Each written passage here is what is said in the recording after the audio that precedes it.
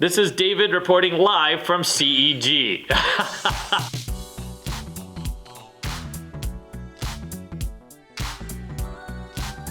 Hello, and how are you? My name is David. I'm here at CEG Dealer School in Las Vegas, Nevada, and we are on the southwest corner of Decatur and Sahara if you ever want to come and visit us.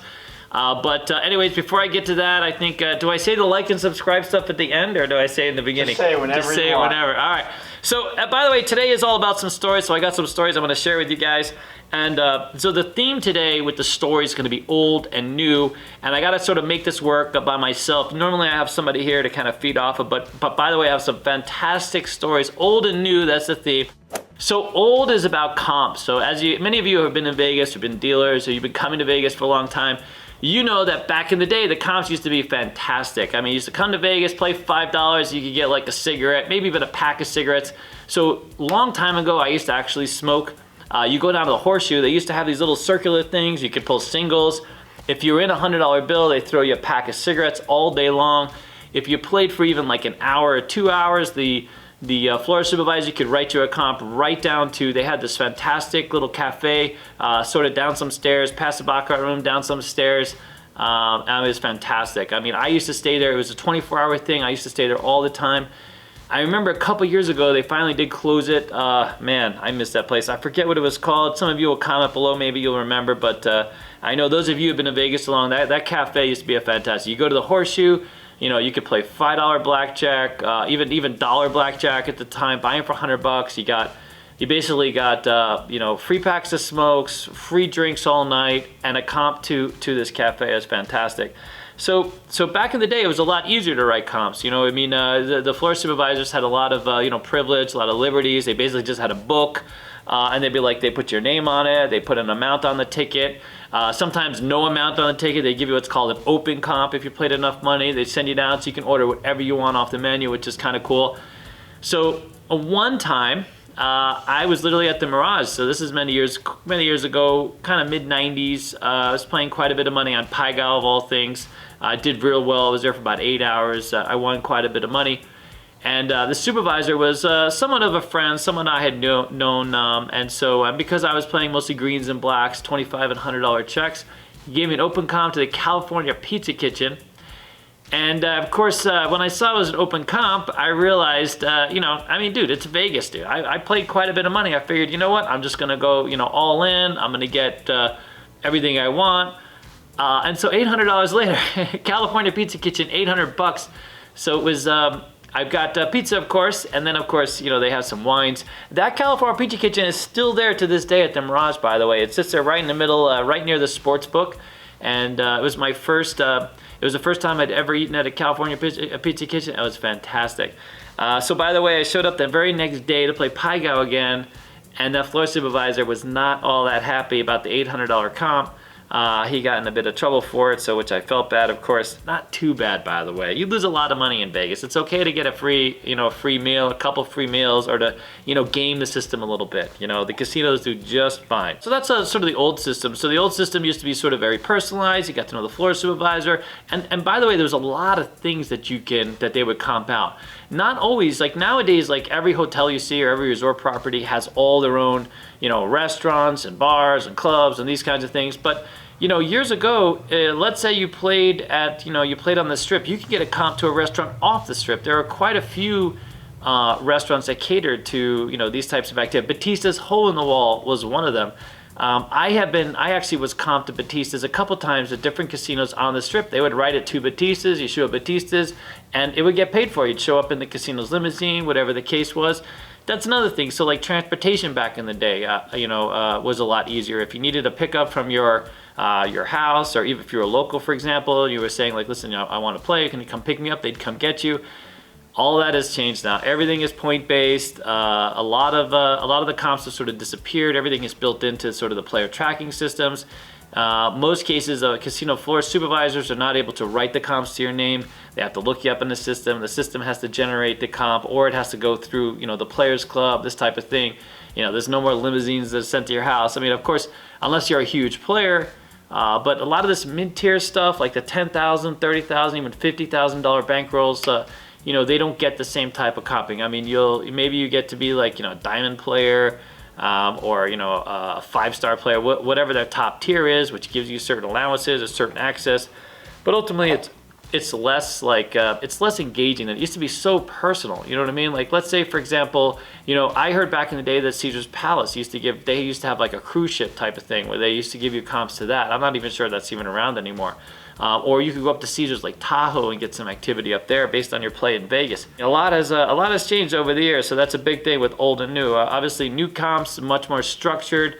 Every dollar is sort of counted, whether you're in slots or whatever. So for some people, it's even a better deal, right? So you put your card in, you know exactly when you're going to get $10 back or when you're going to get a free buffet, whatever the case may be. But it kind of lost that that sort of level of service, level of customization that used to be. But anyways, so the other old and new that's different is security. And let me tell you, so back in the day, I actually knew a guy.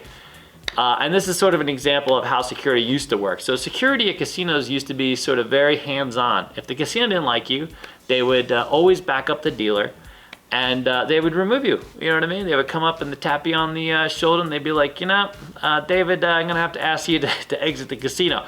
And man, you used to exit the casino right away. I mean, the stories that you would hear about what security did to some people, quite amazing. So one of the stories I have is I used to work with a guy, I won't say where or what casino, to be honest with you, but he was actually a very nice guy. I knew him in the gym. He was this built guy, and he worked at a casino downtown, and he was involved in an altercation with someone who this casino exited. You may know the story if you're local, if you've been a long time dealer. This happened in the early 90s. And some guy lost his life. He was strangled out, he died.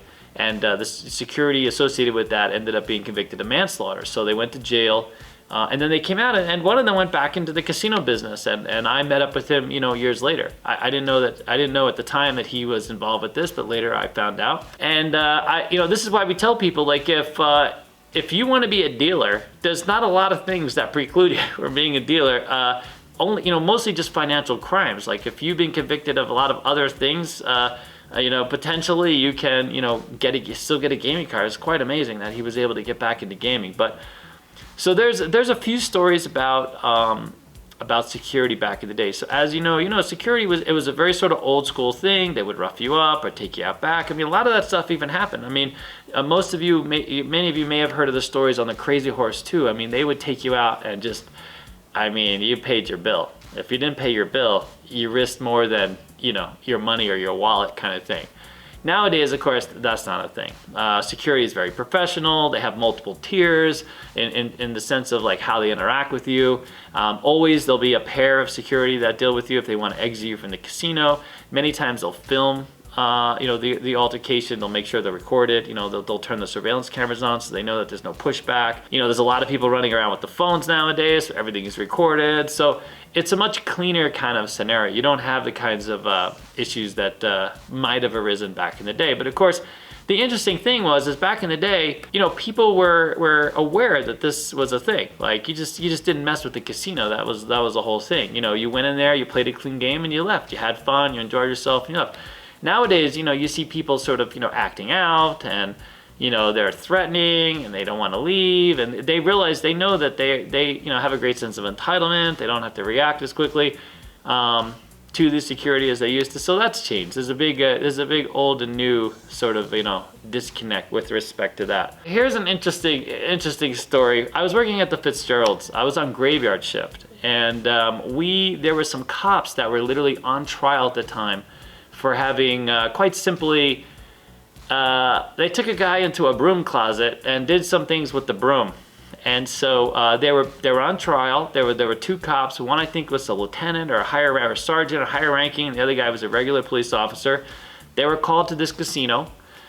They took this guy into a broom closet and worked him over with the broom. And literally, like, can you imagine like how you work him over with the broom? Yes, that's how they worked him over with the broom. Me and a friend of mine were working graveyard at the Fitzgerald, and we would get off at, I was getting off around 4 a.m., maybe 5 a.m. actually. And we would see one of the guys that was literally on trial at the time. So Fitzgerald backs up to the old courthouse. So out the back, there's a parking garage, and then sort of catty corner to that is the old courthouse where if you had a court case and you had to show up for court, obviously, that's where you went. So this guy used to come in and just get completely the sergeant, the higher ranking one of these two that were on trial, used to come in and sit at the bar right across from the crap table that I used to work at and just get hammered. Like literally, he would show up at like 3 o'clock, 4 o'clock in the morning, completely flipping hammered.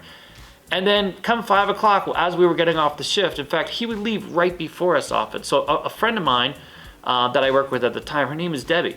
So we're exiting the casino. We see this guy barely able to like stand up on his way to his court. On his way to court for this really high-profile trial, completely wasted. So before he gets a chance to cross over to where the courthouse is, there's a small patch of grass, and there's literally like some homeless people there. And they might not have even been homeless. They were just sort of laying down in the grass. And this guy, drunk, walks over to them and starts harassing these two people on this patch of grass. He's literally on the way. He's literally the guy on TV that's been profiled. I mean, that's in this high-profile trial for having probed some dude in a closet. And by the way, they thought that there were no cameras. They took this person into a storage closet and they assumed that there were no cameras in there. But there's cameras literally everywhere in the casino for the most part, outside of like, bathroom stalls, right? It's 5 o'clock in the morning. This guy's walking across the street hammered, and he's sitting there harassing this dude or these two people that are laying down on the grass. I mean, he's not in uniform. He has no badge. He's clearly been, he's clearly on some kind of leave, whatever it is, because he's literally being tried. And we were like stunned. So we're looking at each other, me and my friend Debbie, and we're like, we just like, what's going on here? So then as this is going on, two bicycle cops come up, and they kind of separate them. This guy, I don't know if they, my guess is that they knew that this guy was being tried, but anyways, we don't want any part of it, man. We just walked away, and that was back in the day when you didn't want to have a part and stuff like that. You know what I'm saying? It was really hard to to be involved. I mean, it was better just to do your job and move on with your life. So there you go. That's a little old and news story. Nowadays, I really doubt that would ever happen. Anything even remotely close to that. And oh my God, that's Alex calling me. I was gonna give you some stories about takedowns that I've seen at the casino. When I say takedowns, I mean, where there was sort of some type of police action, some type of gaming enforcement that took place. Okay, so I go to work. It's like literally my third week at a casino. And I'm on a crap table. I'm a dealer on one of the bases. I'm sitting there and I'm talking to the shift boss, this dead game. The shift boss comes over to me. He just starts talking to me, yada, yada, yada. He's all dressed up nice, a dead game, I'm leaning back. Next thing I see is like behind this pole, I see a police officer. And he's in like this tactical uniform. You know what I mean? Like he's like hiding behind a pole. You could see him, he's sort of. And then you look around, next thing you know, there's like another guy over here, another guy over here. I don't know what to think. At the time, I wasn't really sure. I mean, I didn't know whether we were doing some kind of drill. Like, there's nothing else going on. I mean, the casino floor is pretty, quiet, right? Next thing you know, cops out. It's like the SWAT team, tactical takedown. They move forward for the crap game, and they move right past our crew, and boom, they take out the shit boss behind me, the guy that was literally just talking to me. So apparently, he was involved in he was accused of some heinous crime, and they were afraid of him departing the building all too quickly. So they wanted to make sure that they mustered enough force to sort of prevent that and take him out. So that was one takeout. So that was one sort of takedown I saw. The other takedown is quite literally when Tyson and Holyfield fight. So when Tyson bit Holyfield's ear off, and then there was sort of this riot that ensued outside on the casino floor. People were like literally dumping tables over and things like this. And I happened to be going to this theater that was connected to the MGM at the time. I was outside, and you could see this like swarm of ambulance and police cars just coming up to the casino on the side that we were sort of walking at. And they prevented us from moving any further. We heard what we thought was gunshots. I don't think anybody ever, I'm sure it was gunshots, but no one ever proved that, I'm not sure. But anyways, all right, so this isn't, as much as I love Debbie Reynolds, and so her casino was accused of rigging their slot machine. That had nothing to do with Debbie, by the way. It was just her casino. I used to actually play there. I used to go there with a friend of mine, and Debbie had this really cool little show that she had with a few friends. She would come out and sing, And by the way, she was so fantastic. I took my mother to that show, and Debbie would come out after the show all the time, and she would shake hands and give autographs. I mean, it was fantastic. So as we're going in there, the place gaming commission was in the process of like wheeling all their slot machines outside. So they had this whole team going in, just because the slots and the slot gaming was on one side, and then her show was to the right. And we were prevented from coming into the casino, as the gaming commission is literally like rolling all these slot machines out into the front of the casino, like literally right out in the parking lot. And they put up the tape and the police line, do not cross, this type of thing. And we just sat there kind of stunned. I always wondered, like, if you accused a casino of cheating, right? So I have a friend of mine who literally, like, if he can't hit, like, he believes that if you can't hit in 20 hands, if you don't get your money back, you better call gaming because the machine's rigged, which probably isn't true. I mean, there's a good chance you don't hit on every hand, right? He was actually with me that day, and he was like, "Yep, see this? I got gaming down here." I'm sure he had no role in that, obviously, but I always wondered, like, okay, so if you call the gaming commission, which you're allowed to do, if you feel that you're being defrauded or you're being cheated somehow, I think that it takes a certain number of complaints, but the gaming commission will respond. I mean, they have to, right? Because their whole job is to enforcement and make sure machines aren't rigged. And if you think the machines have never been rigged, they have been rigged. I mean, that's a thing. Not necessarily by the casinos themselves, but by sort of engineers and this type of people who have tried to sort of, game the system. Not too long ago, they had a guy on the Keno who set up, he was I don't know if he worked for gaming, but he worked for a company that put the chips in, that was responsible for the actual chips that handled the algorithm. And he was able to plug in sort of a code. So he would play one pattern followed by a second pattern followed by a third pattern followed by the fourth pattern, and boom, it would hit. And he always made sure, like, he had friends of his or family members of his are hitting these like massive Keno jackpots. He ultimately got busted, and all of his friends got busted, and there's that. But anyway, so back to Debbie Reynolds. So Debbie Reynolds casino, for poor Debbie Reynolds, she put out a statement right after that, of course. And I'm not exactly sure who was involved with that, but they did find that these slots, that there was something wrong with these slots, and they literally were out in the parking lot for like a day or so, I think, before they could figure out sort of how to pick them up and take them away. But anyways, if you do ever have a problem and you think that that's a thing, then, there you go. So the next takedown I've ever seen was a Hotel Continental. Now it was then Terrible's, and then now it's called Silver Sevens, but right across the street, on the corner across the street, there was a casino called the Key Largo, and it was a little dive casino. Really nice people, had this little cafe. You never know whether you're gonna live or die kind of thing, but the food was cheap, and it was a great place to go, hungover, and just play and be left alone. So anyways, we show up one day to go to the Key Largo, and there's literally a fence surrounding this casino. Like the very next day, a fence surrounding the casino. Apparently the owners were in some kind of debate, and they couldn't figure out like how to manage the place, whatever. So instead they just said, screw it, we're gonna put up this fence, and we're gonna close the whole place, right? So the fence goes up, but of course now about 6 months pass, and apparently a whole bunch of homeless people literally moved into this casino because the owners refused to put any security or secure the place, nothing. There was just this fence. So homeless people move in 6 months later, and then they start a fire. They start a fire, and the place almost burns down. The fire department comes out, put the fire out, and of course now they're looking to bill somebody. Like they're looking for someone who's responsible. And this place is becoming a huge eyesore. They're trying to figure out the owners or find the owners, but there's like, continuing debate. Oh, dude, this went through like the city for a long time. I mean, the city or the county, I forget which. But they kept trying to find the owners of this place to like get them to clean their place up or figure out what they wanted to do, because it was just this burnt down casino. Another 6 months go by, and again, homeless have moved in. Another fire ensues. This place is like tender, and now it's just terrible. I mean, and now it's literally like demo city.